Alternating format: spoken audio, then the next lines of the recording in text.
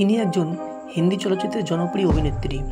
তাকে বলিউডের চিরসবুজ যৌন আবেদনময়ী অভিনেত্রী হিসেবে মনে করা হয়। 1966 সালে রাঙ্গুলা রাতনাম নামে একটি তেলুগু ছবির মাধ্যমে শিশু শিল্পী হিসেবে তার চলচ্চিত্র জীবন শুরু হয়, কিন্তু নায়িকা হিসেবে 1970 সালে সাওয়ান ভাদো নামে একটি ছবিতে অভিনয়ের মাধ্যমে তিনি বলিউডে যাত্রা শুরু করেন। যদিও প্রথম দিকে তার কিছু ছবি সাফল্য পায়, কিন্তু 70-এর দশকের মাঝের দিকে তিনি অভিনেত্রী হিসেবে পরিচিতি অর্জন করেন।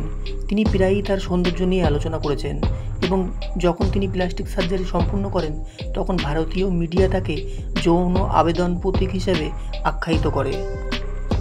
বন্ধুরা, আজকে আমি বলবো বলিউডের স্বনামধন্য নায়িকা রেখার সংক্ষিপ্ত জীবনী নিয়ে কথা। তার আগে আপনাদের কাছে একটা রিকোয়েস্ট, ভিডিওটিকে একটি লাইক করে দিন আর ভিডিওটি না টেনে সম্পূর্ণ দেখুন, না হলে অনেক অজানা তথ্য আপনারা মিস করবেন। 40 বছরের অভিনয় জীবনে রেখা 180টির অধিক চলচ্চিত্রে অভিনয় করেন। রেখা 3বার ফিল্মফেয়ার পুরস্কার জিতেন, 2বার শ্রেষ্ঠ অভিনেত্রী বিভাগে ও 1বার শ্রেষ্ঠ পার্শ্ব অভিনেত্রী বিভাগে।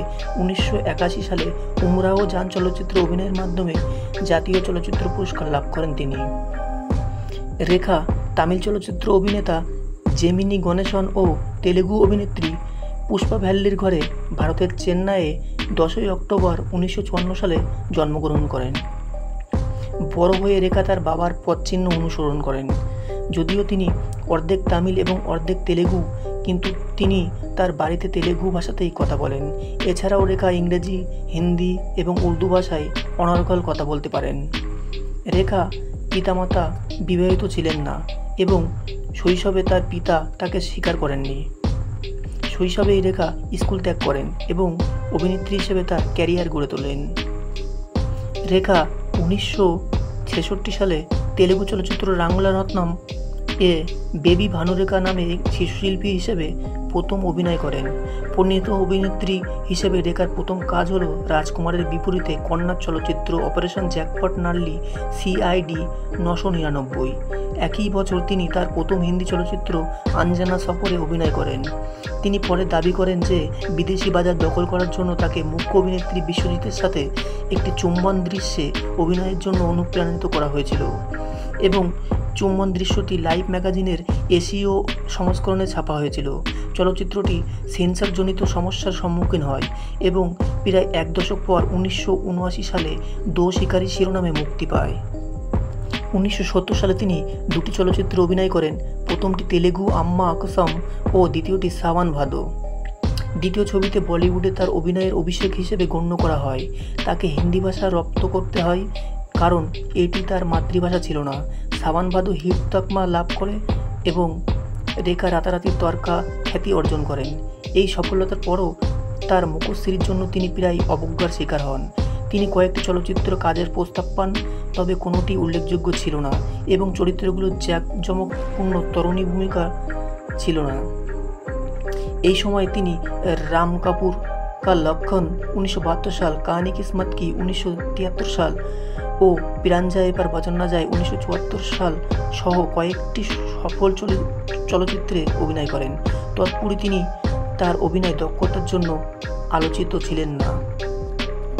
তিনি তার চলচ্চিত্রের চরিত্র নির্বাচনে আরও সতর্ক হন এবং তার অভিনয় সমৃদ্ধ ভূমিকা ছিল 1976 সালে অমিতাভ বচ্চনের উচ্চাঙ্গ ও লোভী স্ত্রীর ভূমিকা দো আনজানে চলচ্চিত্রে। এটি নিহার রঞ্জন গুপ্তের বাংলা উপন্যাস রাত্রির যাত্রী চলচ্চিত্রায়ন, যা পরিচালনা করেছিলেন দুলাল গুহ। ছবিটি সমালোচক ও দর্শকদের প্রশংসা অর্জন করে। এরপর রেখা 1990 সালে দিল্লির প্রখ্যাত শিল্পপতি মুকেশ আগরওয়ালের বিয়ে করেন। এক বছর পর যখন রেখা আমেরিকাতে, তখন মুকেশ মারা যান এবং চিরকুটে লিখে যান, কারো দোষ নেই। এর আগে 1973 সালে মিডিয়াতে খবর ওঠে রেখা অভিনেতা বিনোদ মেহরাকে বিয়ে করেছেন, কিন্তু 2004 সালের একটি টেলিভিশন চ্যানেলে সীমা গরেওয়াল এর সাথে কথোপকথনের সময় রেখা মেহরাকে বিয়ে করার কথা নাকচ করে দেন এবং তাকে একজন শুভাকাঙ্ক্ষী হিসেবে উল্লেখ করেন।